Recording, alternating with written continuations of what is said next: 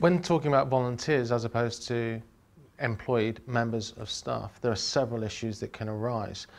There's actually a very, very good resource called Volunteers and Law, which is available through every volunteer centre in your local area. Also, your voluntary action organisations will have a copy of that as well. And that gives very clear guidance about all aspects of employment law, but also where you don't want to stray into employment law when you're working with volunteers. The first thing that you need to do when you appoint a volunteer is to actually think about what it is that the volunteer is going to be doing within your organisation. Look at what sort of jobs you would want the volunteer to do. When you're using volunteers, it's really, really important that they've got a proper role description so that they know exactly what's expected of them and what they're working to. It's also ideal that volunteers have a supervisor as well, someone that's going to sort of monitor and look at the work that the volunteer's doing to make sure that it's sort of achieving what the volunteer wants and also what the organisation or community group wants as well.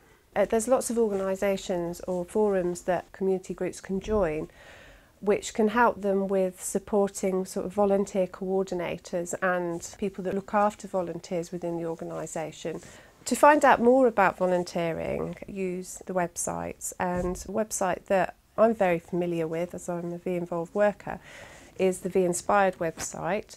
And you can also go to your local volunteer centre who use Do It website to find out any volunteering opportunities that are available in your area. Probably one of the other things is to meet and support your volunteers regularly, and most importantly to thank them for volunteering and thank them for their hard work.